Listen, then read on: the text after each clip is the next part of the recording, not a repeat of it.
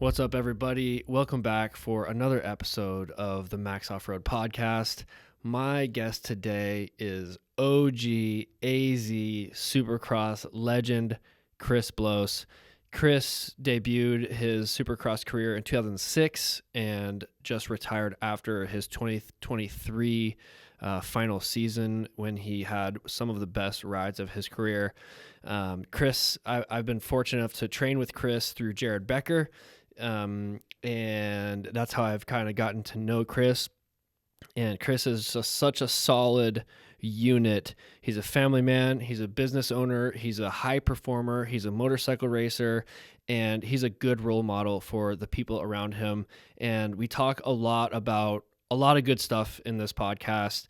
Mindset, performance, execution, happiness. There's some parental advice in there somehow. I don't really know how we got on that, but there's a lot of good stuff in this podcast. I hope that you guys like it. Check it out. Before we get into the podcast, quick shout out to our sponsors. First and foremost, slavensracing.com. These guys are Haas certified, okay? Only Haas certified products by the riders, for the riders. They have the most supportive in-house team to help you with any of your questions. These guys are dialed in. They have people on the phone ready to go. They have jetting, ECU, mousses, Plus tires, nitro mousses, moose ball. Doesn't matter what you're looking for. They got it. 360-degree wraparound fork guards for hard enduro. They have all the essentials for off-road. So if you're a fan of off-road, go spend your money with them. Click the link in the bio below to know that you guys heard about them through me. Plus tires. I've been running the Plus Tough One Spec B, which is like their new 140 size tire with a 15 millimeter knob height. That thing is absolutely bites and eats like crazy through any terrain. The bigger knob height eats up the loose stuff, and the 140 size gets really good traction on the big slab rocks. So I'm super stoked with those tires. Bulletproof Designs, they're always helping out with the best American-made billet aluminum protective equipment for your bike. So if you want to work on your bike less and ride that thing more, then protect it with bulletproof products. And remember, they have a lifetime warranty. So if you break something, bend something, wreck something, send it back to them and they'll take care of you. Those guys are solid. And that's about it. Thank you guys so much. I hope you enjoy the episode.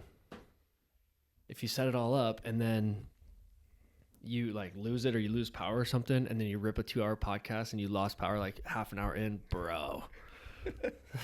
You're not getting that back. You're not getting that back, dude. Yeah. It's not good. Chris Blose, welcome to the studio. Yeah, thanks for having me. We've it's kind of been in the making for some time. We've had conflicting schedules, and I've been busy and you've been busy, but here we are now. Yes, sir. Yeah, I mean, obviously we both have a lot going on. You got the family, you got the business, you got everything else you have going on, but I really appreciate you making time to come out. We got a little trail ride in. That was nice. The first one of my off-road experience. I'm surprised to hear that was your first off-road ride. Yeah, I mean, obviously grew up here in Phoenix, born and raised, but I think I did one like back on 60s. I remember because my spark arrestor got so like clogged up, my bike wouldn't run. I couldn't make it up this hill. But other since then, like I've ridden out in the desert and done my thing, but to go off road like that is completely different for me. Yeah, we got a little experimental hard enduro. But didn't you wasn't like the majority of your training done in the desert, like at the water hole and stuff like that? Yeah. I mean, a lot of it. Obviously, I race on the tracks and practice on the tracks and whatnot, but for the most part, I mean, the water holes were 10, 15 minutes from my house. So instead of driving, an hour each way to the track, and they're only open on certain days, I would just, we've ridden together out at the water holes and whatnot, go do my thing out there and put in my time. But yeah, I grew up a lot out just riding the water holes. Do you think that a lot of it is about just putting in the time? And if it's like if your trainer makes 2 15-minute motos or whatever your schedule is that day, that it's just about going and getting it in and using whatever resources you have and being creative? Yeah, I think so. At the end of the day, it's still time on the bike. And no matter what, it could be a corner track. You could be working on fundamentals, just basic stuff. Or you could be pounding out motos. Even like during Supercross, I mean, we didn't have like the greatest Supercross facilities here or tracks. So I would literally, if I wasn't in California practicing, I would go ride the desert, some whooped out tracks, and just get time on the bike and go do my motos that I was supposed to do. And yeah, man, at the end of the day, it's still time on the bike. And I think a lot of people lose focus on that. And if they're not doing that one discipline, like, I think they kind of not hinder themselves, but time on the bike is time on the bike, no matter what. So you think that getting time on the bike, no matter what the conditions, circumstances are, is as important, if not more important than anything when preparing for any type of racing event? Yeah, I think it's important. I mean, obviously in an ideal world, riding Supercross and preparing for Supercross would be nice to prepare on a Supercross track. That would be idealistic, but if it's not there, you got to resort to plan B and do whatever you can to at least get on the bike and get your motos in and go that route, because not riding at all is not going to help you either. Totally. It seems like it'd be really hard to replicate the intensity and just like the intensity of Supercross by riding off-road, especially at the water hole where when it's dry, it's like super slick. So you're like dancing around, you know what I mean? Like sliding and dancing around, being delicate. And then you go to a Supercross and it's like perfectly prep track, perfect traction. So I imagine it was probably good for some things, but how do you practice that intensity if you don't have a Supercross track? You don't. I think you can obviously practice and you can push yourself, but chasing someone or being chased, it brings a different element to it. I think that was the hardest part for me, was obviously later in my career, as you know, like I rode in the water hole and practice and did my thing there, and then I'd go race Supercross on the weekends. Well, a lot of these guys, they're at training facilities. They're riding with their teammates or other riders that they're competing against, or people in the other, the 450 class. So they kind of have that intensity at their facility in Supercross. So it would probably take me a good half season to get that intensity. And on top of it, 3/4 of the way through the season, I'm finally catching my stride. And then by the end of the season, like I'm fighting for top fives and trying to run up front.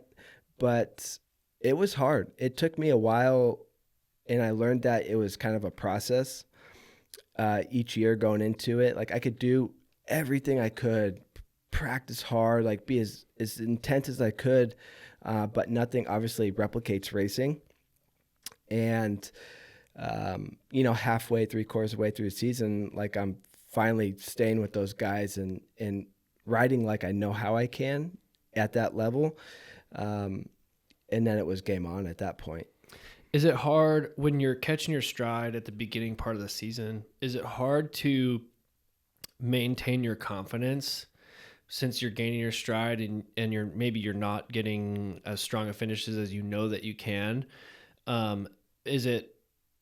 What's the mindset to maintain your confidence as you're picking up steam and just be like, yep, we're learning every race, we're picking up steam? And how do you maintain your confidence until you kind of catch your stride halfway or 2/3 of the way through the season? Yeah, I think obviously going in, as I got older, and later in my career, I kind of figured it out a little bit, but I kind of would have certain goals. At the first race, I at least want to be top 10. In knowing that coming into it, I wasn't as prepared, like riding with other teammates or other riders, getting that intensity up. I knew it was a process. So I kind of figured each race, if I can just keep building, get better, my results get better every race. That was my main focus, because then once I kind of caught my stride, it was, like I said, it was kind of just game on at that point, and I could just go out and pin it for 15 minutes. Well, and you see some guys come into the season and they start really strong, and then as the season goes on, they start to taper and they start to labor a little bit, and they just look a little tired or just not as intense. And it's almost like that's maybe the downside of having a super, super intense preseason where you're just using up all your intensity matches, training with your teammates. But you got to maintain that for how many races is East Coast Supercross Championship? I think it's like 9 or 10, but the whole season is, I think, 17 rounds, So the 450 guys are obviously doing all 17. And that's hard, It's like, well, do you want to peak coming into it? Do you want to peak in the middle of it? Do you want to end strong? Because you have to choose when you peak. Yes. And I always found better for myself, like if I could start catching my stride halfway through and end super strong, I always found that being way better for myself, instead of like coming in to Anaheim 1 or whatever the first round is for you with this super high expectation, and then you fall short, and then you kind of lose confidence, and then it's a whole snowball effect. But yeah, it's hard to maintain that. It's not possible, I don't think, to maintain that whole intensity and winning and the entire time. It makes you have an appreciation for guys like Eli Tomac and I mean anybody in the 450 class, like the top 10 guys in the 450 class. The fact that they can maintain that intensity for a season, it seems like, is just insane. Yeah, it's wild. And you look at someone like Eli, who's so accomplished and just a beast on a bike, and it's like, that dude is intense. And in terms of like his personality or his mindset or just everything? Just everything. I don't know Eli personally, but just like his riding, how he rides and his mindset. He obviously wants to win every time he gets on the bike, but even their bad days where they're not feeling the sharpest, like you're going to have them. That's inevitable. And if you can, let's say you're having a bad day, you don't feel good, you're sick, or you're just not feeling sharp, and you pull out a third or fourth, like, it's still not terrible. It's not, you didn't win, but it's still not terrible. But when they're on, they're on. It's like unstoppable. And what mental tools have you used to manage those off days? Oh man. That's a tough one, because I think obviously everybody goes through tough days. Not every race and practice days is going to be perfect or how you want it to go. I think the older I got, the better I understood that. And if I could just manage the best I could, a lot of people, they're having bad days or off days. And what do? Oh, I just got to push harder. I got to try harder. And maybe that may be the case very rarely, but it's like, no, sometimes you just got to take your 5th place and then move on to the next round and get better if you're running sick or, you're just not feeling sharp. But man, sometimes you just got to take your licks and move on to the next round. During that, when you are in that state of like, I'm not feeling great, like things aren't ideal, I'm not gelling with the track, I'm not gelling with my bike, whatever it is, what self-talk are you saying to yourself to be able to manage those times? Man, if it's something like I'm not gelling with the track, I try to pick out points of the track that I am gelling with. Points that like I feel good in. Okay, I feel good in this one rhythm or this one turn, or hey, I'm crushing the whoops. And I try to like take those little spots and piece them together around the whole track and make it, to where it's like, okay, I know I can crush it in this one spot. I feel great. maybe if I keep crushing it in this one spot, my confidence will build up a little bit. Maybe I'll get in a different, state to where I'm flowing better. Yeah, it's very hard. Maybe it's a bike adjustment that I can make that can make, me feel a little bit more comfortable on the track. Yeah, so it's just it's hard. It's hard. So like finding the positives and trying to get a positive snowball going is a really important part of it. Yeah, I think so. I mean, you look at a lot of the top guys and sometimes they struggle with the track. And then sometimes like they can turn it around. It's like, well, how did you do that? You just were off pace, by a second. Next thing you know, you're winning this thing. I think Chad Reed was a perfect example of someone who could do that. Someone, the Chad Reed, Ricky Carmichael, James Stewart era, I think was one of the best eras. So good. I got to watch it, and it's like he could take a guy, you give that guy a little bit of confidence, and that dude's on. Like, don't give him that sliver of confidence because he'll find a way, and he'll create his own way. And man, people that can do that and turn things around, I think are unstoppable. Superheroes. Yeah, superheroes.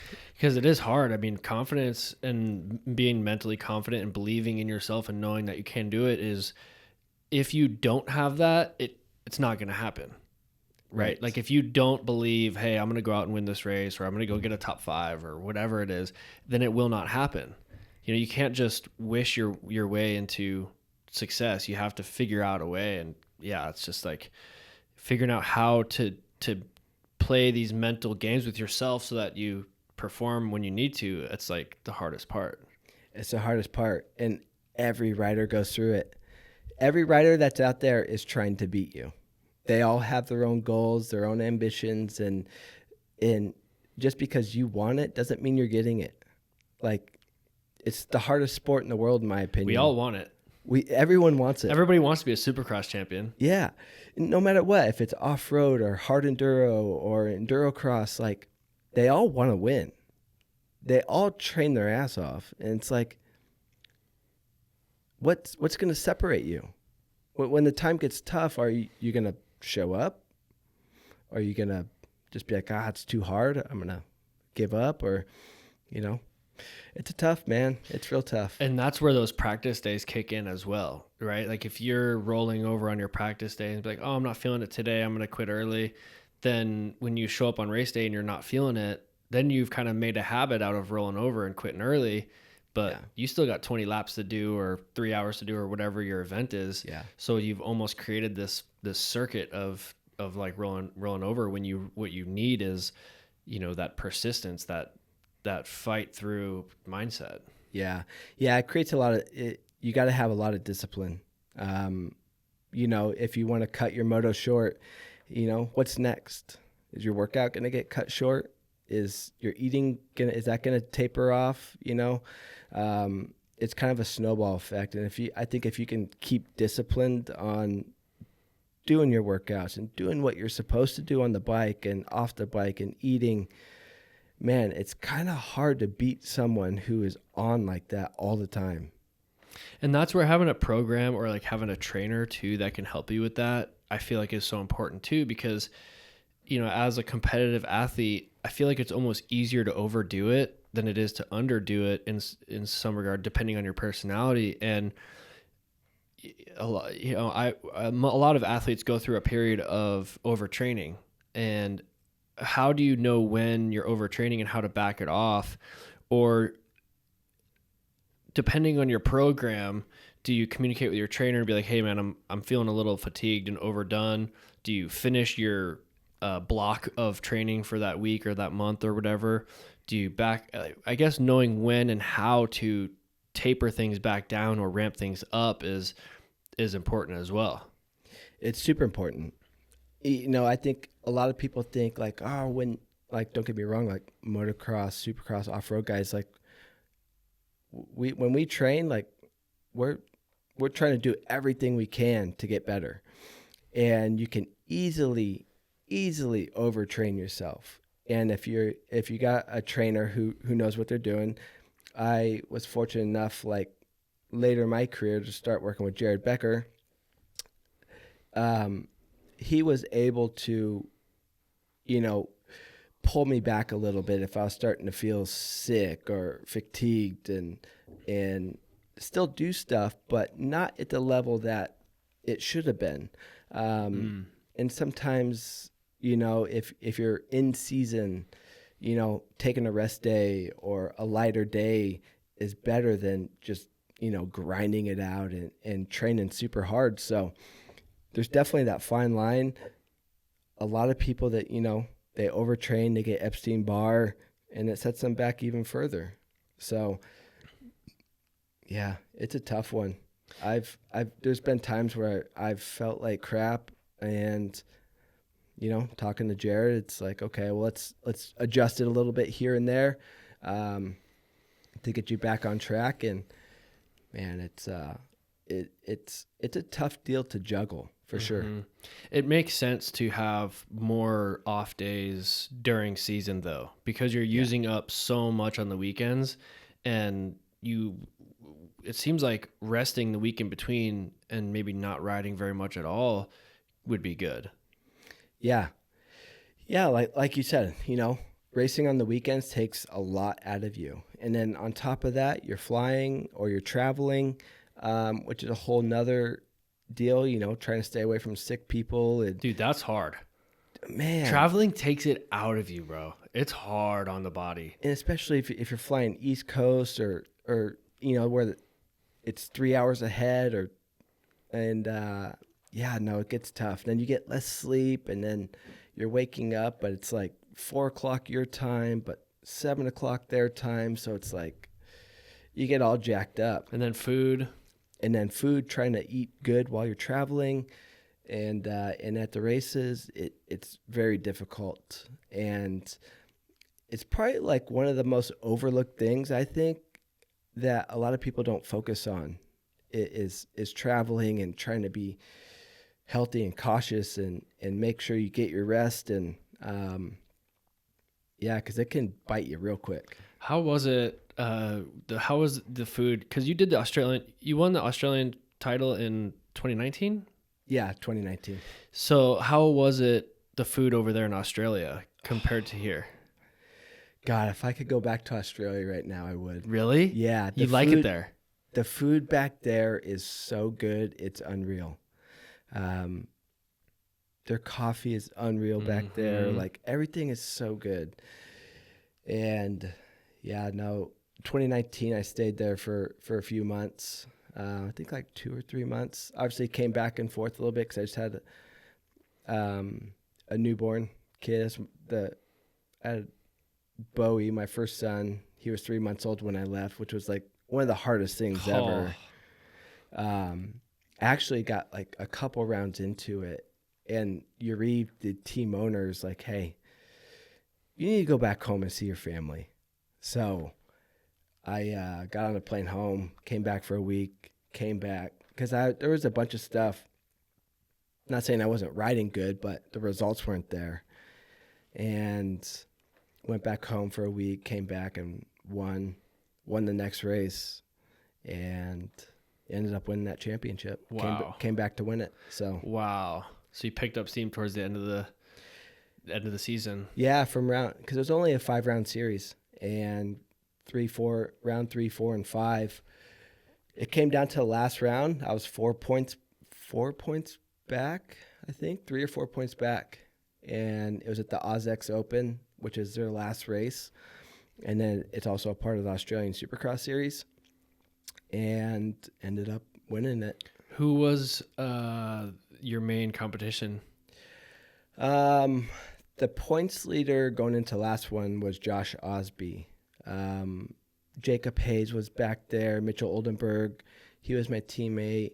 It ended up, just had to figure it out. So, did you put a lot of pressure on yourself coming into the last round and knowing you want to win, or did you feel like you didn't have anything to lose? Like, how do you prepare the mind for that?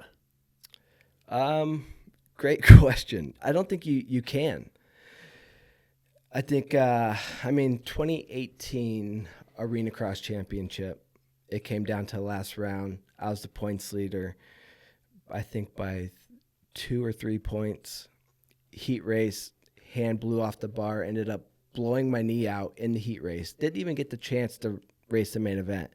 Lost that championship. So that was devastating and probably a big learning curve on my end. And then going into 2019 Australian, man, going into last round, I knew I was 3 points down. It's like, man, what are you going to do? Like, all you can do is go out and win, right? You could try to knock them down or whatnot, but never got that opportunity. And he had some really consistent good races the entire season. And that last race was the one that wasn't good for him. So, yeah, it was a tough one. I mean, obviously, and on top of it, it's 3 main events, back to back to back. You just go right back to the starting line? You go back to starting line. You know, they give you a little break, like 5-10 minutes. Throw some gas in the bike.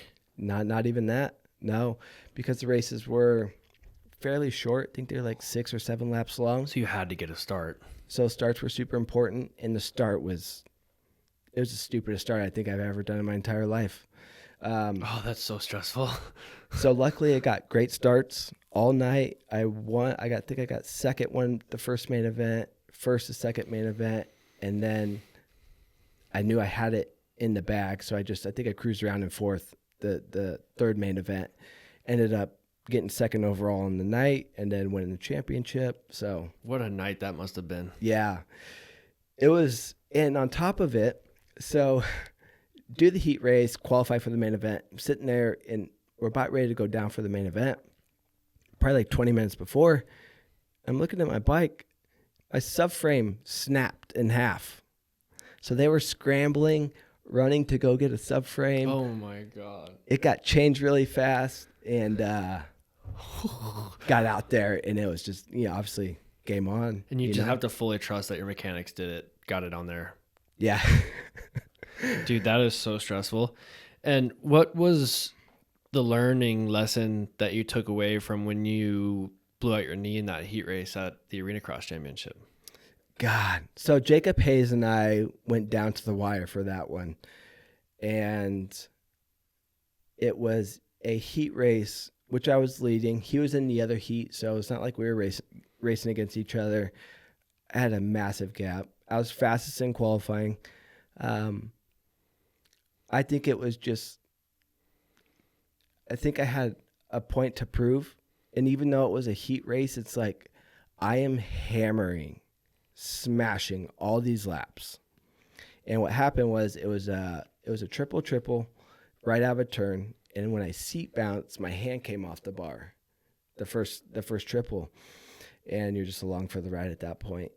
And just ejected myself and landed and blew out my knee. But it's like, man, if I would have just toned it down and just rode within myself within that heat race, maybe that wouldn't have happened. So you're trying to send a message. Yeah, absolutely. 'Cause it's all a mind game, right? So much.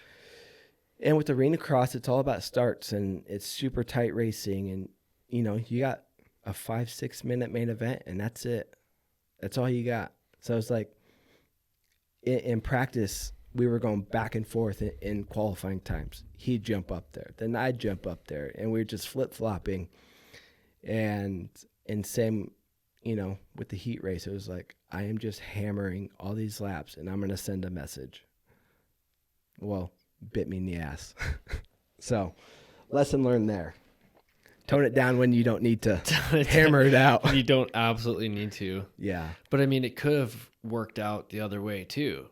Where you go win your heat race by 10 seconds, 15 seconds, and then you pull off the track, you look at Hayes like, yeah, that's what's up. That's the kind of smoke that I'm bringing tonight. Daddy's here. That could work too. Yeah, no, it definitely could have, but didn't work out that way for me that night. Not saying it obviously can't work out a different way, but mistakes happen. It's part of the sport, and you gotta take the consequences when they come. Totally. You your Supercross debut was '06, right? Yeah, I turned pro in late 2005. I raced the last national at Glen Helen, so I really don't consider that my first year turning pro. But yeah, 2006 was my first year racing Supercross. What bikes were you on? We were on Honda 250S, for a team called GPS Racing. They were back east. They did a lot of the arena cross, and so my brother and I, we did a few arena crosses and then the East Coast started. So they weren't going to do it, but they ended up pulling the trigger, and we ended up racing the East Coast Supercross. So sick. So yeah, it was my first year. And then when did you start training with Jared? I started training with Jared in 2014. Yeah, 2014. Donnie from the Pit Enterprise knew Jared through the BMX world because his kid used to race BMX and trained his kid. Jared's like, well, Donnie was like, you gotta, meet Jared. He's a trainer. And up until that point, like, people who would call themselves trainers and stuff like that, it's like, every time I think about it, I think of like an LA Fitness personal trainer. It's like, this guy has no idea what motocross is, has no clue what it takes. Ended up meeting Jared and working out with him a few times. And he obviously had a little bit of a moto background from when he was younger, so he understood it. And he was obviously big into BMX as well. Ended up working out. I liked how he trained. He understood, the fundamentals of racing and what it takes. And man, I still go there to this day. Jared is such the man, and you're the guy that kind of started his moto side of his career, right? Because I think you were his first moto guy. Yeah, I was his very first one. In 2014, and then somewhere along the line, I think, 17 or 16, I started training with him, and then that's when we were at the gym together. It was so much fun. Yeah. Such a good camaraderie having other dudes to train with in the gym. And I feel like, was there a lot of communication between you and him for him to understand exactly what you needed for riding motocross, supercross? I don't think so. I think obviously with his background in understanding, I think he raced a little bit, and he obviously rode dirt bikes, so he understood how physically demanding it was. But yeah, no, I think maybe there was a little trial and error with some stuff, but for the most part, like, he's been spot on. Like, I have no complaints with Jared. Let's work with him from 2014. I don't race anymore. I still go in there and work out. But yeah, he would put up training programs for me. And then it kind of slowly started working to where other riders would be coming in, even just amateur riders. And then he got to, work with Taylor Roberts and that whole deal, how that exploded. And, yeah, no, it's cool to see, like, kind of where he came from, where he started, and kind of where he's at now, and kind of his whole roller coaster with his gym. Yeah, it is cool to see the growth of him and his gym and what he does. And, now he gets more into, like, the mindset stuff, and he's, like, used his traction to continually expand his knowledge to help people better their lives, and it's been really cool. And now he's like the KTM team trainer, and he's come so far.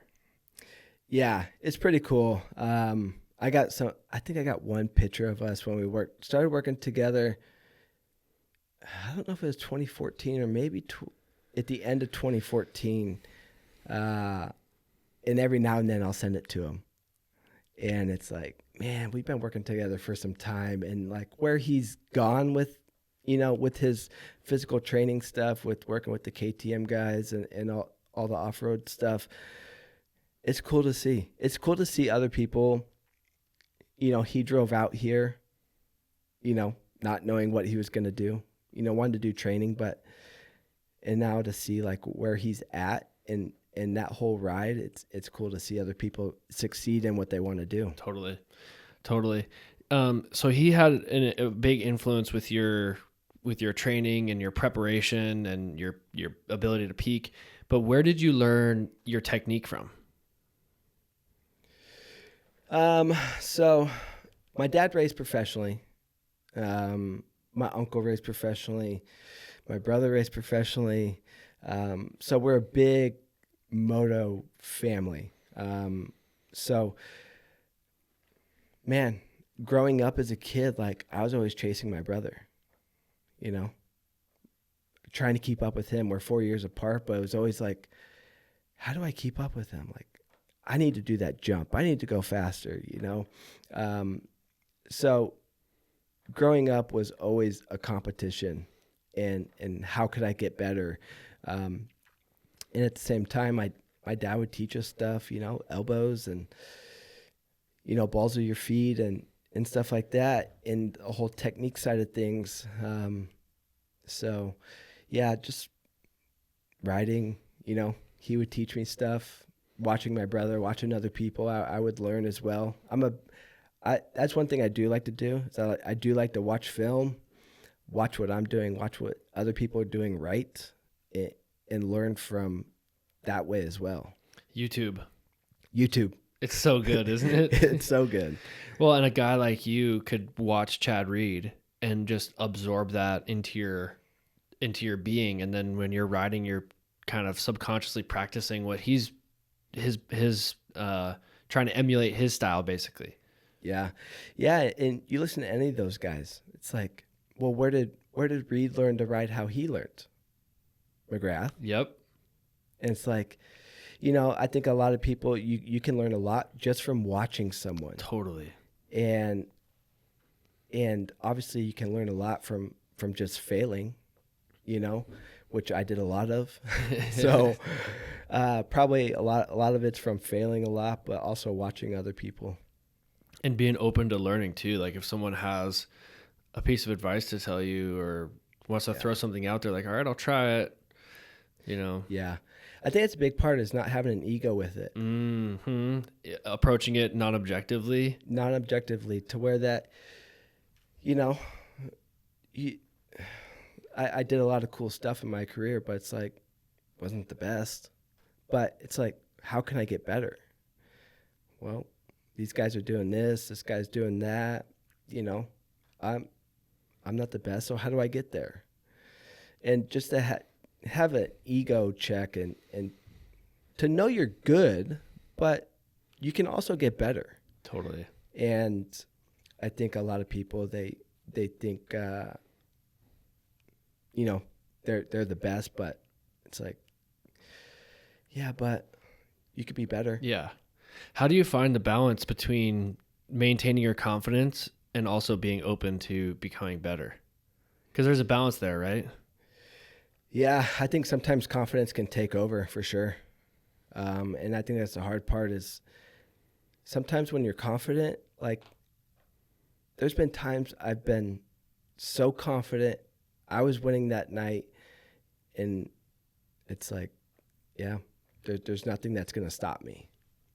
But then it's like, okay, well, how do I balance that with getting better? Mm-hmm. You know, because if you think you're the best, how do you get better? I don't know. It's tough. It's tough. It's a tough deal. So unless someone else comes up and rains on your parade, then yeah, you get a little bit of a reality check. For sure. And then you won a East Coast Championship in like 2009, right? No. Or no, you got like a top 5. Sorry. You got like a top 5 in 2009, right? Yeah, West Coast Supercross in 2009. West Coast? Yep. Okay. And then was it an East Coast and like, didn't you get an East Coast top 5 like more recently? Yeah, when I rode for Mitch Payton in 23. Okay. Yeah. What was it like riding for Mitch Payton? And it's also, so what's that, like a 14-year difference between 2009 and 2023 for your best finishes in Supercross? 14 years, yeah. That's a big difference. And what was it like having some of your best results. Was that your final year racing Supercross 2023? Yeah. Yep. So you ended on your basically your best result. I would say your best result because it probably wasn't as competitive in 2009. Yeah, it definitely wasn't. You obviously had your fast dudes. And coincidentally, I just thought of this as you were talking. Both rides were fill-in rides. 2009, I rode for Troy Lee Designs. I was a fill-in guy. And then, obviously, Mitch, when I rode for Mitch in 23, I was also a fill-in guy. So, how does that work? Well, obviously, their guys get hurt. And in 2009, it was like a tryout. They brought a few people out. And I guess they obviously liked me, so they brought me on. But with Mitch, in 23, I wasn't planning on riding. I was done. And Mitch called me the Friday before the first round of the East Coast. Maybe it was a Thursday. Either way, I had... Like that weekend was the race? The week before. So it was like Friday and then 1 week and then the race. Then the race. So Mitch calls me Thursday, I think, and wants to know if I want to race. And granted, like, I'm coming off an injury from a race in Paris. I had boxer fractured my hand, and I was training, but nothing like crazy. Obviously, I rode a few times, and I was like, I got to take this deal. This is like a dream come true. Totally. It's like every kid's dream is to ride for Mitch Payton. Yeah. Pro Circuit Kawasaki. Like, it's a dynasty team. And so I take the deal. They drive some other guys out here to Phoenix, and there was a Supercross track at Motorland. I got to spend a few days out there. I drove to California, spent a few days out there, and then went racing. So, yeah, so ended my career with that, getting top 5 in points. And I knew it was going to be a process. Obviously, I had no preseason prep. Coming off an injury, like, my hand was still hurting while I was riding, but I just had to grit through it. Knew that it was going to get better. My riding was going to get better. My endurance was going to get better. My results were going to get better. And, yeah, it was a good year. How much better was that program than other programs that you had been on? What was it like riding for the Dynasty team, Pro Circuit Kawasaki? Yeah, I think, and I'm so, honestly, I'm so happy and grateful that I got to ride it when I was 35 years old and not 17, because I really got to appreciate everything. And I was literally a privateer my entire life, riding for satellite teams. But I think the biggest difference, obviously their bikes are faster and they work better, but the biggest difference is every detail is looked at. Every race, engines are pulled out, suspension's gone through, and they have unlimited resources to where that they're always developing that bike. After every practice, they're pulling the data logger off, downloading it, looking at every little thing on it, getting that bike better. Unreal. After a heat race, they're doing the same thing.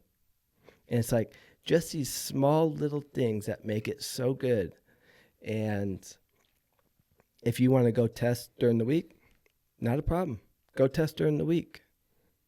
It's pretty unreal. That's crazy. Very organized.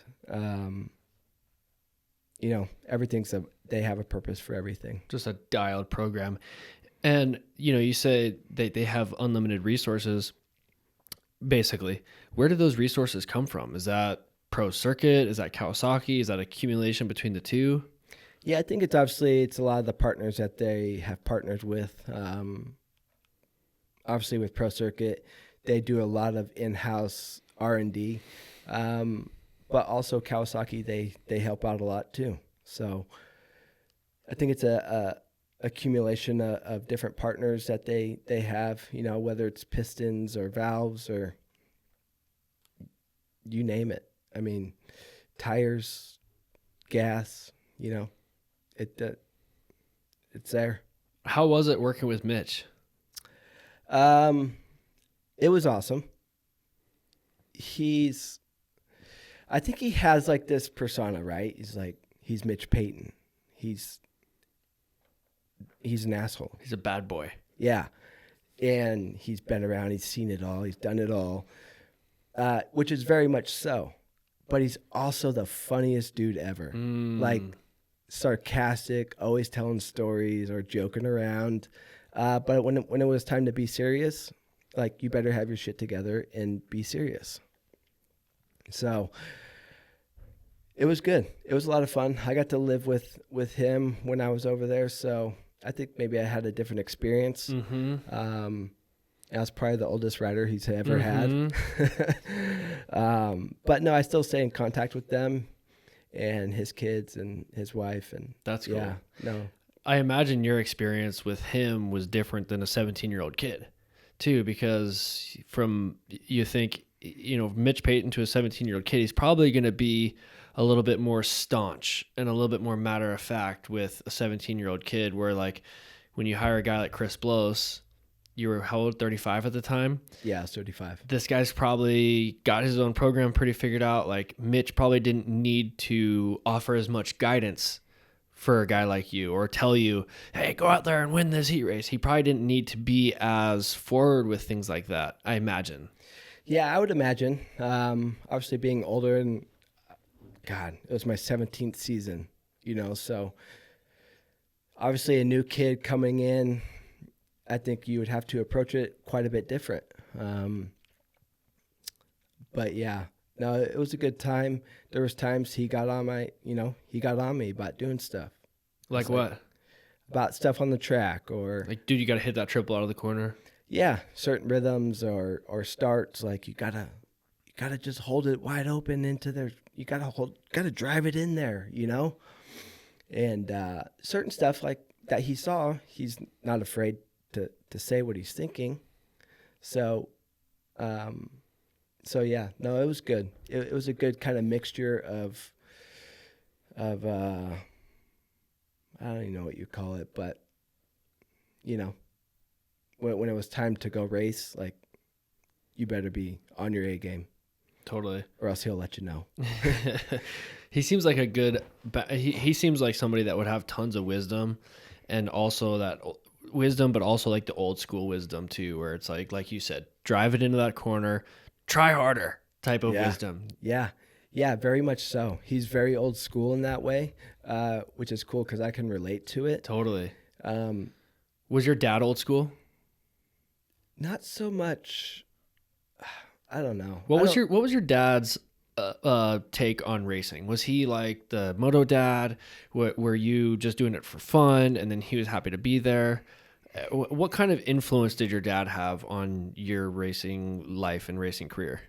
Man, I look at me and my brother obviously raced professionally, and he was a big up and coming amateur kid, won Loretta's, did everything. And I feel like maybe I had a little bit different because I was the little brother and off just playing in the dirt. And like, I had bikes, I would go race and do good, but it was never serious. It was probably more serious with my brother than me. So and I was always hurt as a kid, always, because I was always trying to keep up, doing big jumps and broken legs and ankles and all that. So I think my dad probably took it easier on me than my brother. And even in like from middle school to high school, I had quit racing for a couple years, just because I was always hurt. My dad said that my brain had to catch up with my hand. Because so which I was very thankful for, because I was always hurt. I came back and I wasn't trying to race at all. After a couple years off, came back just to ride for fun, and it kind of just snowballed into what it became. It makes sense that your older brother Michael, with going out and winning and having this pressure on you, because you ended up having a more successful career. Not to compare the two of you, but your career ended up going on for a lot longer and probably more success than your brother, right? It definitely was longer, but my brother, he podiumed Supercrosses. He had great outdoor finishes, so he definitely achieved stuff that I never did. So I don't know. My career was definitely longer, but to say it was more successful, I don't know. Yeah, that makes sense. Yeah. But I feel like that pressure it would be harder to manage that pressure. I could see a world where it'd be hard to manage that pressure, where you're like the older brother, you're fast as shit, you're on the path. You're on the path, right? And to maintain that path, that's a lot of pressure just to maintain your success. Like, okay, I won Loretta's, what's next? That's, now it's top 5 national, now it's top 3 national, now it's go top 3 a Supercross race. And I could imagine a world where that success can continually build pressure. And if it starts at a young age, you could get to the point where, like, you know what? I can't take it anymore. I could see a world where you'd want to not do it anymore just because of the pressure from all those years. Where comparatively, you have a guy like yourself who grows up and, it's not really all about racing. That's not everything to you. And then you kind of get back into it and you do it because it's fun. And then you kind of come into it from the back end. You're like, I do like this. This is fun. Yeah. And then you're almost grateful to have this thing that you enjoy. And then it makes for a different trajectory of your career. Yeah. Yeah. I came in, like you said, more in the back end. And I think that was probably why my career was so much longer, was because, it wasn't all this pressure and to go out and win races and as an amateur. So yeah, no, I definitely think it was a different trajectory, like you said. And I think it's, man, you see all these parents and they're just hard on their kids and got to train in direct training facilities, and they're 10 years old. It's like, just let your kids be kids. Like, have fun with it. Go race. But man, these parents are on another level these days. Well, I think it seems like the parents are living through their kid, right? Like maybe they're providing the opportunity for the kid that they never had, and they're kind of lacking the perspective of the rider that has all this pressure, because since they'd never had it, they don't really understand the kind of pressure that they're putting on their kids by sending their 10-year-old to a training facility. Right. Yeah. No, it's definitely a lot. And I think times have changed. Back in our day, there wasn't training facilities, but right now there's a bunch of them. It's wild, isn't it? I think it's a good thing.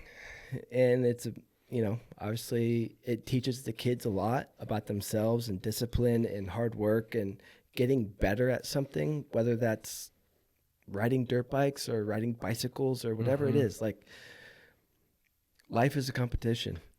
It is. And you're either going to run people over or you're going to get ran over. So I see both sides to it. And the problem is everyone's doing it now. So you either got to do it or be some phenom kid who doesn't need it. Well, that's the hard part, right? Is it raises the question, okay, well, if sending my kid to a training facility at 10 years old is overboard and not doing anything is not going to make him successful. Right. What's the right balance? Yeah. That's a question I can't answer. Nobody knows. It's a question that I mean, I got 2 kids now, they're 5 and 3. It's like, and my kids, they like riding and doing that whole deal. But it's like, man, I don't think I could ever ask them to, like, unless maybe they wanted to do it, they truly wanted to do it, then maybe. But it's like, man, I want my kids to have fun with riding dirt bikes and let it teach them the life lessons and hard work and discipline and getting better at something. But it's not everything. Yeah, it's not. There's so much more. And I one thing that I tell my students all the time, because I'm coaching, is like, motorcycles are great. Dirt bike racing is great. I love it. It's my passion. But remember, this motorcycle is just a vessel for us to become the person that we want to become. It's the vessel for us to become the best person we can be. Because if we're the best racer we can be, you have to be the best human you can be, I believe. Yes, it's very true. So if Bowie comes to you and Bowie goes, Dad, I want to be just like you when I grow up. I want to be a motorcycle racer. And he's like 6 or 8. How would you approach it? I think I'd obviously put more time into it, more time and effort into him riding and teaching him, right? Because right now he's 5, and I do teach him little things here and there. But at the end of the day, like, I just want him to have fun. But if he approached me like wanted to be a professional racer and be the guys on TV, obviously would put more effort into it and see where that brought him. Because at the end of the day, he's got to want it. Totally. He's got to put in the work.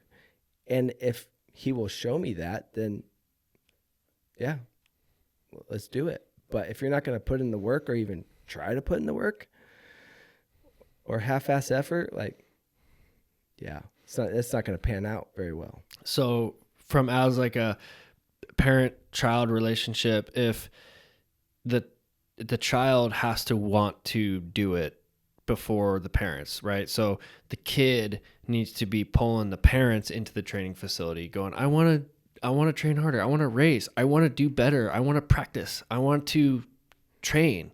Yeah. The kid is the one that needs to be pulling the parents in that direction. The parents going, all right, we'll do this. We'll support you in this endeavor. But it can't be the parents going, listen, kid, I know you're only 10, but it's time to make some life decisions. Do you or do you not want to be a professional motorcycle racer? Because training camp at Club MX starts in August. Yeah. And you decide right now. Yeah. Okay. And then they're at a training camp and they're training hard, and maybe they're not even as mentally involved in it as the parents want them to be. Right. And as a kid, and we're talking about young kids here, but they just want to ride. They just want to have fun. And you're like, oh, it's a training camp. Like, I get to ride my dirt bike. That sounds cool. Yeah. But my thing is, like, they got to show an initiative. Are they putting in the work without you even asking? Are they doing stuff that you don't have to ask them to do? So that's where I stand with it. Mm-hmm. I was very anti wanting my kids to ride and race before I had them. And I was like, you know what? Racing has taught me so much about myself. It has taught me so much about life, competition, discipline, hard work. Like, why would I not want my kids to go through something like that? It's funny how, when you're in the midst of your career, you don't want your kids, or towards the end of your career, whenever you had Bowie. So you had Bowie towards the end of your career, and you're like, listen, we're not going down that path. We're playing baseball. We're doing golf instead. And then, now that you're retired and you've been able to zoom out on your career and who you are a little bit and kind of get a different, broader perspective, you've almost gained an appreciation for motorcycles and be like, well, how could I deprive this? How could I deprive my kid from these experiences? Yeah. And that's how it was, before, when my wife was pregnant, it was, everyone, do you want him to race? Do you want him to race? Like, no, I don't. Just because I know the ins and outs of the racing and how political it gets and obviously the injuries on top of it. That was the reason why I didn't want to before. But then at taking a step back after he was born and looking at my career, it's like, well, racing dirt bikes has made me who I am today. Like, why would I not want my kid to learn hard work and discipline and trying to get better and people skills? And it's like, yeah, if they want to do it, cool. Like, if they want to show initiative to go that route and be professional, cool, I'm all in. But it's not going to be my decision. Right. You know, I'll support you, but you got to want it yourself. I think the fun element is so underrated as well. Because like you said, kids just want to have fun. And like the point of life is to experience joy and to have fun. And like, if the kid isn't having fun, then they're not going to enjoy what they're doing. So that's like the most important part. When I do these training classes with kids and of all ages and adults as well. And I'm like, listen, guys, priority one for the day is we're having fun. Okay. Because if we're not having fun, we're not learning. That's the only reason why you started riding a dirt bike. The only reason why. And I think it's important to remember that even on the starting line of races as well, of like, listen, like, I want to be here. I chose this. This is what I enjoy to do. And because the pressure and the stress of racing can make you just want to be like, fuck, I don't want to be here. You know, yeah. I've been in those situations where I'm like, I don't know if I want to be here right now. But reminding yourself like, hey, this is what I enjoy. This is who I am. I want to be here. I'm meant to be here. I prepared for this and I love it. And let's go. Let's go have some fun. Yeah. Because, dude, when you're having fun, you'll never battle harder than when you're having fun. No, some of the best battles are the best, like the most fun you've ever had. It's like getting in a fight without getting punched in the face. Yes. Yes. Now, there's been so many good times racing, which is also, very, like you said, it has a lot of pressure that comes with it. But, man, some of the battles are just, you know, you get off the track and you're like, oh, my God, that was so much fun. So much fun. Whether you win or lose that battle, it was fun. It's crazy how that battle flow state can, like, push you to new levels, too. Like, understanding that discomfort of, like, going into those races is what it takes to get yourself to achieve higher and be better. What are some of your, like, top battles that you remember? Oh, God. Probably, man. I never got into anything too crazy. With Jacob Hayes and I in Arena Cross, we had some good battles, smashing each other. I mean, you come out the track, you're heated. Like, I could have killed him. But yeah, no, I never gotten anything too crazy, but just like good fun, block passing, battles, nothing too wild. How did you get so good in the whoops? Because you're always good in the whoops, right? I wouldn't say always, but well, of course. Well, it seemed like the last 5 years of your career, you were like really strong in the whoops, and probably before that too. But it just seemed like you were always strong, and like you got more consistent towards the latter half of your career. It seemed like you like more consistently fast on every race weekend. Like, oh shit, like, you know, Blose is he's like right there. He's in the top 10, top 5, like every weekend, you know, compared to like, you know, you have a good race, you have a bad race. So you got more consistent, but your whoop speed seemed like it was pretty good. Yeah. I think obviously failing a lot in them. Trust me, I've taken my fair shares of tumbles through whoops. And I'm a firm believer, if you're not failing, you're not learning. Mm-hmm. And just a confidence thing. I think in 2009, I kind of really got good at whoops. And it was when I rode for Troy Lee, and they had some big old whoops. And for some reason, I just started clicking with them.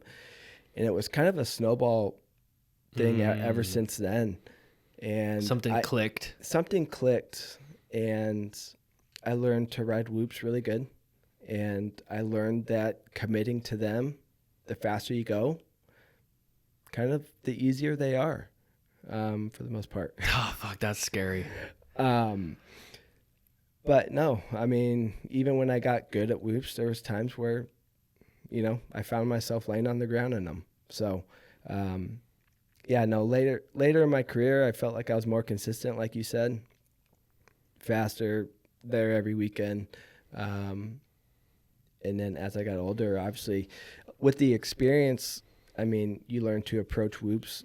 I mean, you've seen every set of whoops you could imagine in 17 years. So you kind of know how to ride them, how to approach them, and you have that confidence coming in. So, yeah, I don't know necessarily what started it, but if you can't ride whoops, you're pretty much done nowadays. Yeah, you have to.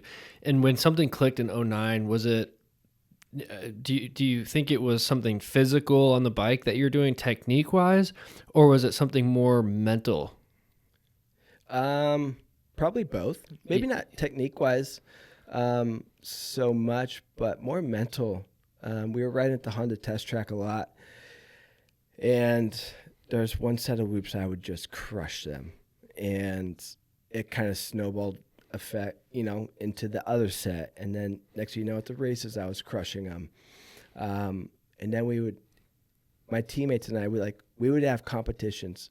Who could go the fastest through the whoops? And it got to be like scary. I remember this one set, it came out of this 90-degree turn. It was like this little step up double into a set of whoops. And it was like, got to the point where you're scrubbing that double and you're just wide open, literally to the stop coming in. And they were big, big whoops. And I was like, yeah, no problem. Piece of cake. And it just kind of snowballed effect into, the races. And next thing you know, it's just, I got really good at whoops. That's so sick. It's all confidence. It seems like confidence is such a big part of that, just being able to send it and hold it wide. Yeah. Yeah. And I think a big thing too is not only riding whoops, but you got to know how to recover in whoops, to where like you get a little, side to side, you skip a whoop. How do you recover? Because you got to wheel tap and then get back on to the next whoop and get your rhythm back. But a lot of times, a lot of people, they don't know how to recover very well, and they may just send it through the whoops, and that'll bite them, because they'll end up skipping one, and they don't know what to do after that, and they're just along for the ride. It seems like reaction time would be a really important thing to have for whoops, right? Like if you miss the front on one, how quick can I recover? And, because if you can just make those adjustments right away, that could be the difference between crashing and not crashing and getting through the other side. Yeah. Yeah, it really is. You watch the races, and it's like you watch these younger kids, and some kids got it. They can recover really well. And other kids, they kind of struggle with it a little bit. But I would say recovering is almost more important than having the confidence through them. Well, that's probably also how you gain the confidence, being able to recover. Like, even if I make a little mistake in these whoops, I'm still going to be able to hammer through. Yeah. Yep. Exactly. When you were East Coast in 23, right? Yeah. What was it like riding those East Coast tracks compared to the West Coast, especially as an Arizona boy? I mean, it's got to make a difference. Especially training at the water hole where it's dry, hard pack, skatey Arizona stuff, and then going to the East Coast tracks where all that, the dirt can be spongy and clay, and it's so different. Yeah, it's so different. And it would always take me a little bit to get going and used to the ruts and the soft dirt. But for the most part, like, luckily I've obviously been doing this a long time. I could adapt pretty quickly now. Before, it would take me a little bit. It would take me a couple rounds to kind of get used to the soft dirt, the ruts, and, you come out of a 180 turn and you hit a Supercross triple, and it's just ruts all the way across. It's like freaking out over here, and no, just learn to ride those. But yeah, no, going from Arizona dirt or even California dirt Mm-hmm. to the East Coast stuff is completely different. Mm-hmm. Did you ever ride over there at like Club MX or anything like that? Later in my career, yeah. That place looks pretty dialed. Yeah, that's an unreal facility. Yeah. They have obviously been around for a long time, so they kind of got it figured out, but man, that place is cool. They got it going on for sure. Do you have any interest in coaching or being mentors to younger riders or anything like that? Not really. I enjoy it more just giving advice. If I'm at the track, I can see little things with people. Hey, like try this or try that. I enjoy that more than it being more like a full-time job. Yeah. And sometimes that little piece of advice can go very far for a recreational rider. Like, hey, look a little bit further ahead. Yeah. You know, and then a month later, you see the guy again, and you're like, bro, Chris, you changed my life. I'm not looking at my front fender. Yeah. How far ahead, speaking of that, how far ahead are you looking in Supercross? Like when you're in the corner, you're obviously leading with your head, but how did you find that to be a very important part of your technique is looking ahead? Yeah, I mean, obviously, Supercross, you're looking ahead, and you got to be very mindful of, you do one jump, you got to scan the next jump right as you get the visual of it, and maybe even further down when you're in the air. Whoops, you're definitely looking ahead. You're not looking at the next whoop. You're looking further ahead than that. But yeah, I was always very aware, over Supercross triple, I'm checking out the next turn. Is there someone down? Is there a tough block in the track? You're always scanning for things like that. So I think I got better at that with arena cross, because arena cross is like, 20, 30-second lap times. I'm not even gonna say it's organized chaos. It's just chaos. It's a lot of that shit going on. Yeah, people are getting taken out left and right. There's tough blocks in the middle of the track. Like, so you're literally always scanning the track for downriders, new lines, tough blocks. So yeah, you're typically always looking ahead, scanning for things like that. Yeah. What was your favorite bike that you ever rode? Man, I would say, obviously Mitch's bike was really good. Probably my favorite bike was his bike. My second favorite was probably in 2019. I rode Husky 250. That was probably my next favorite bike. Then maybe in arena cross, I rode a Yamaha 250F. That was a really good bike as well. All really close and just gelling with them, feeling good. So it's not necessarily like, for me, what the best bike was. Mm-hmm. It's more like, how do I gel with it? Because I feel like if I'm gelling with the bike, you're going to ride really good. Right, like it's okay if it's a little bit slower or something like that. Yeah, because if you're feeling good, you can put it wherever you want. You're comfortable on it. Man, that's kind of more important in my book than fighting a bike and something you're not comfortable on versus it's a rocket ship, but doesn't turn. Doesn't turn. So, yeah, no, just for me, it's more of a bike that I gel with. And what do you look for in a bike to get that gel? Is it balance in the chassis? Is it engine setup? Is it handlebars? Like, what are you looking for to really get you to pair with that bike? It's kind of complete. It's not perfect, but it's like the complete package, right? Is the ergonomics of it good?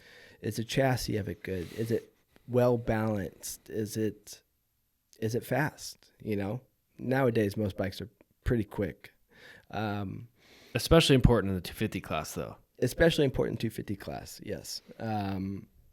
So yeah, those are the kind of things that I look at. I would say more balance of the bike than anything.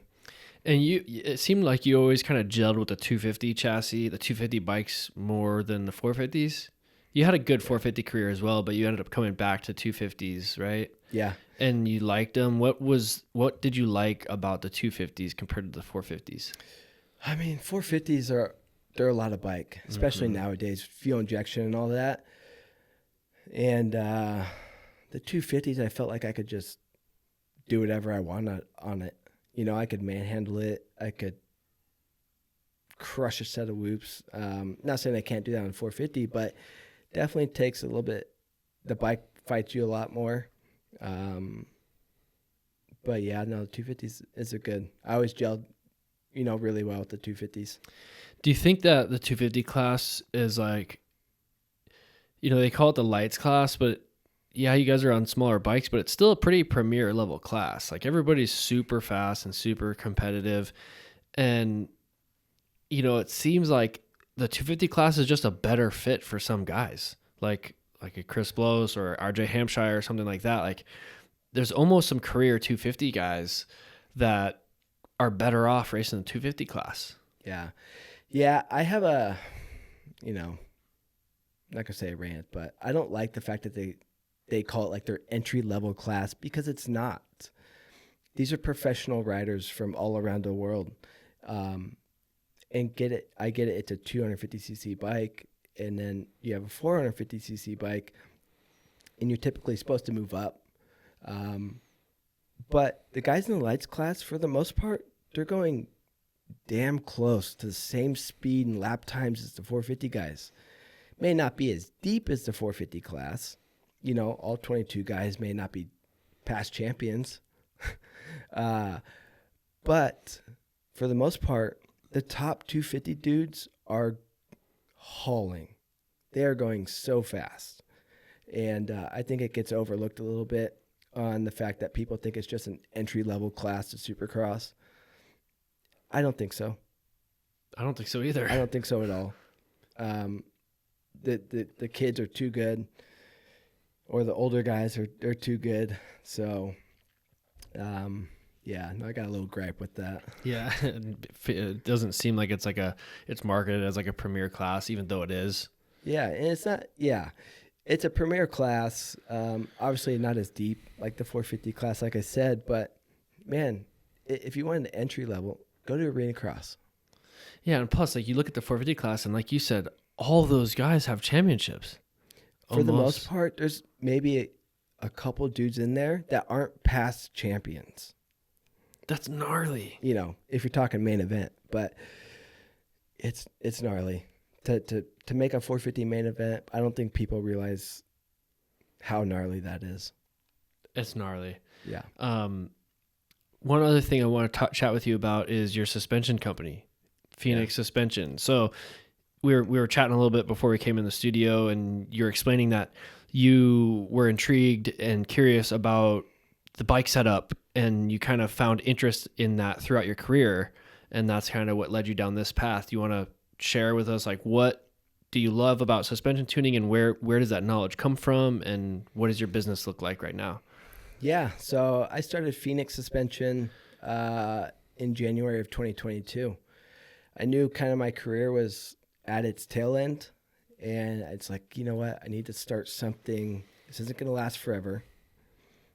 It's coming to an end. Not sure when that's going to be. I need to start something now, so I have something to fall back on that I can kind of slowly grow while I'm still racing, and be able to fall back on it. And I was always intrigued with suspension. Growing up, my dad had a suspension company, so I was always learning how to tear down stuff as a kid, and cleaning stuff and the whys and stuff like that.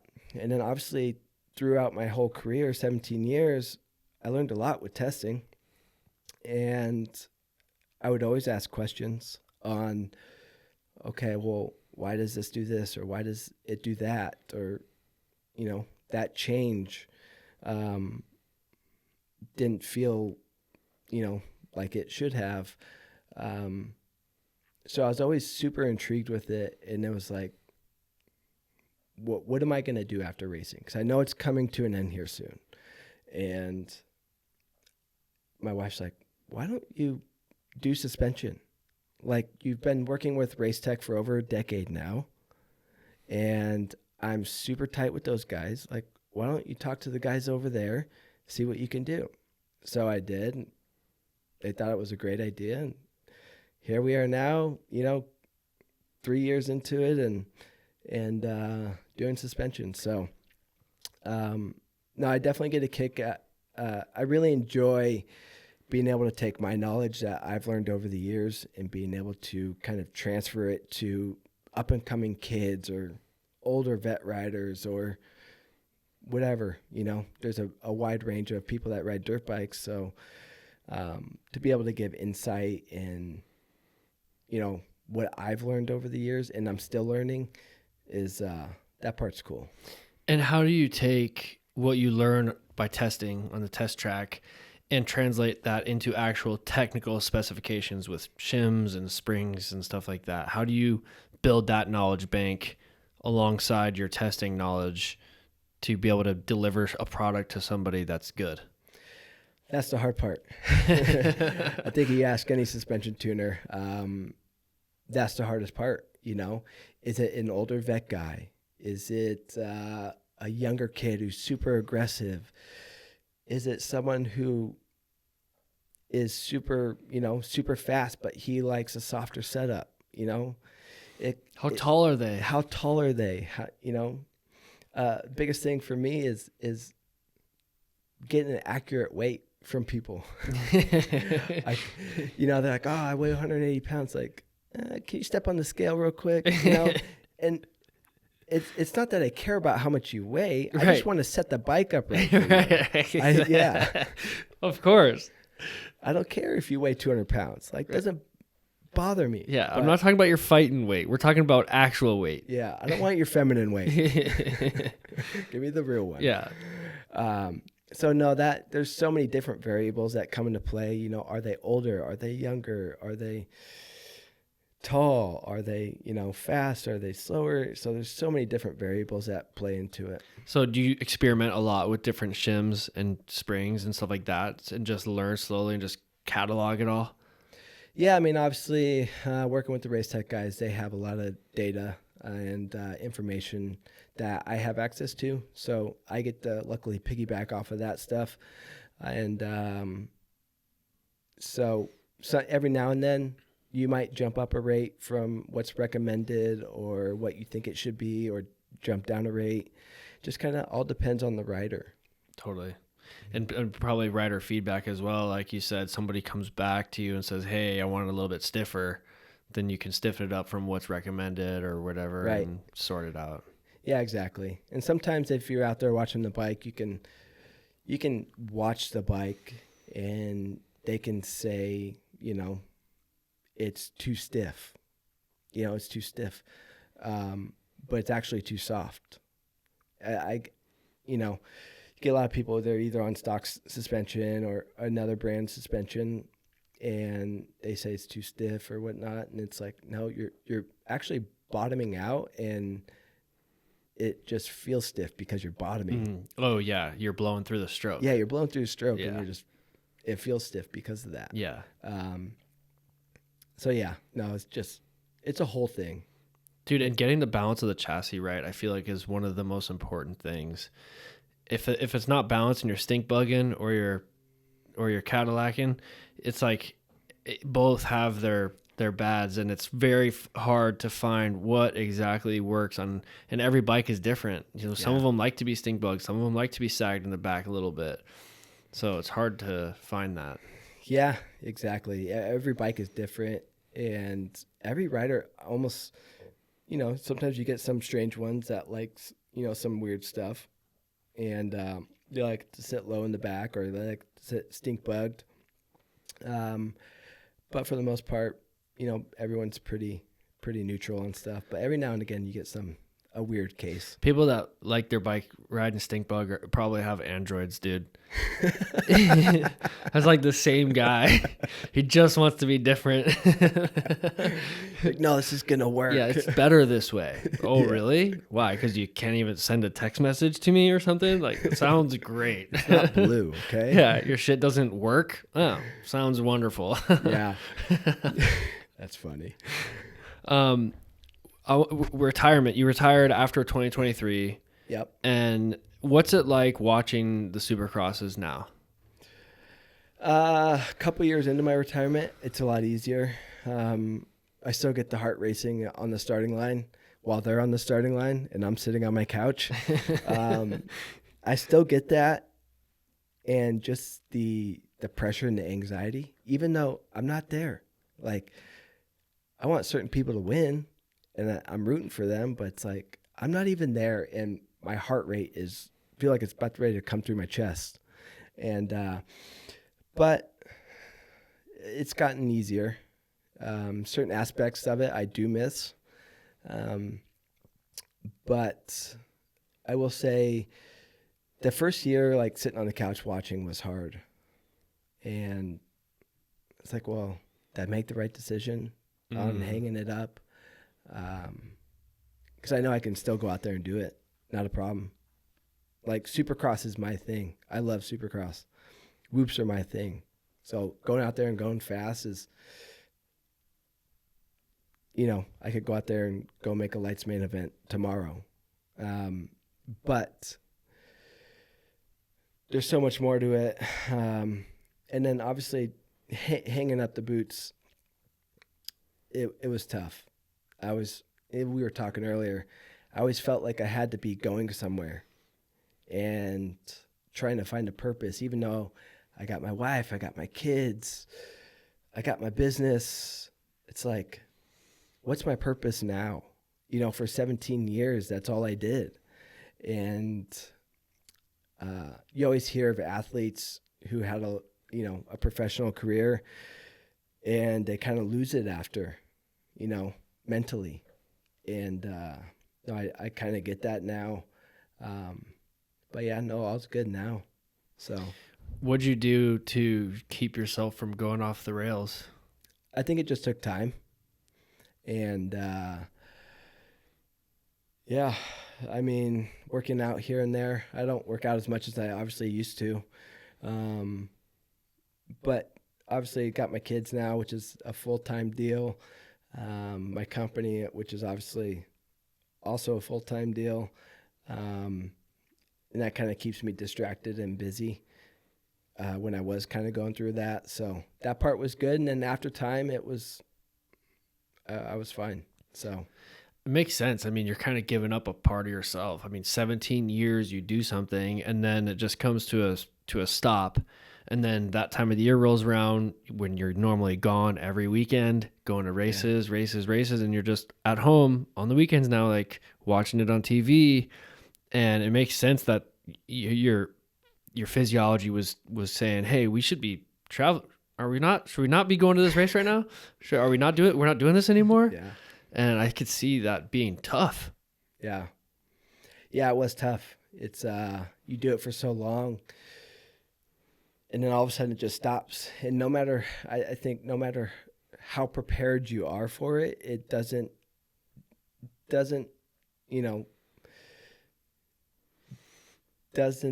change the fact that it's real, and that you're no longer doing it. So that part was tough.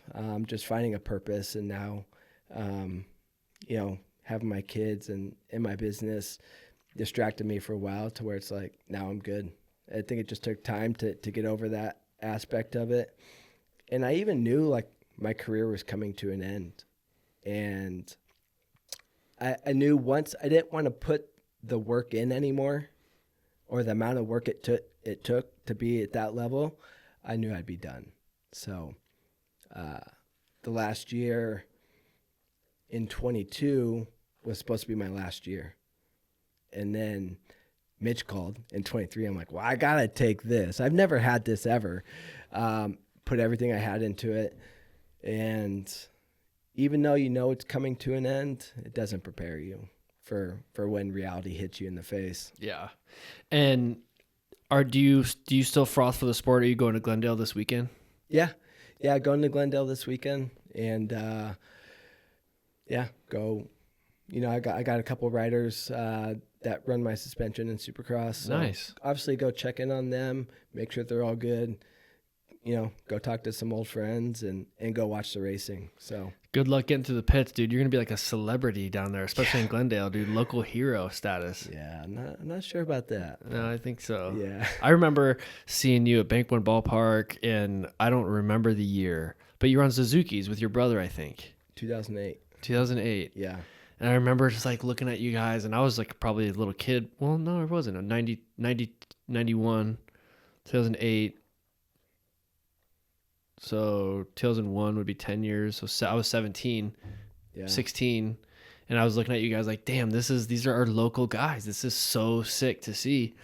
But dude, it's been a real pleasure to watch you throughout the years, and a big fan, and so much respect for you and your career. And thanks for doing what you do and being a great role model for so many people. Yeah, it was obviously a long career, and I take pride in that.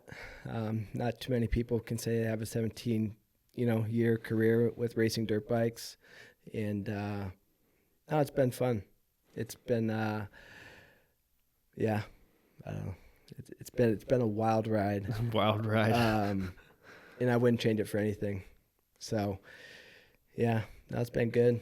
I'm glad we became friends through Jared. So good. Yeah. And yeah, no, it's been good. What's a life lesson that you've learned from Supercross that you can apply to all aspects of your life? From racing Supercross and becoming an athlete, what's something that you can apply to your family life, to your business life, just to having a good life? Man,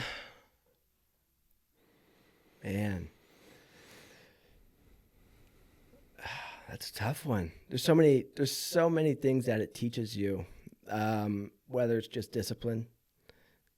I mean, even a lot of stuff with racing that it taught me, with being disciplined, with training, eating right, all that kind of stuff kind of transitions over to my company.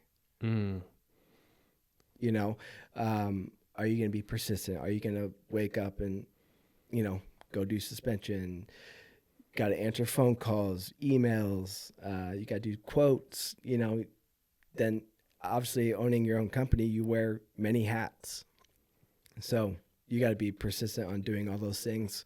And don't get me wrong, like there's times where I definitely don't want to do it, but you still wake up every day and you got to.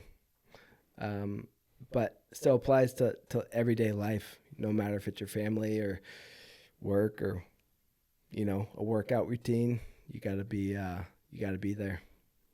Discipline and persistence. Yes. I love it. Well, CB, it's been an honor having you in the studio. Thank you so much for coming by. You're the man. Yeah. Thanks for having me. And, thanks for my first off-road ride. Dude, that was fun. That was fun. Are we going to see you getting a trail bike anytime soon? Maybe. It was fun. It was a good time. No pressure. Just out exploring the wilderness. Missing a few choyas here and there. Missing some cactus. It's my number one goal today. A little bit different experience. Yeah. Yeah, no, it was a lot of fun. And I really enjoyed it. It was a different experience, but yeah, it's kind of like what I'm looking for. So perfect. Yeah. Well, anytime, bro. I got bikes. Let's go explore. Yeah, it's first time riding a Beta too. Did you like it? It was good. Raw. Yeah. 2-stroke? 2-stroke. That's where it's at. It is. Yeah. So, no, thanks for having me. Yeah. I appreciate it. 200%. Anytime, brother. Yeah. Thank you, Doug. Thanks. Sick.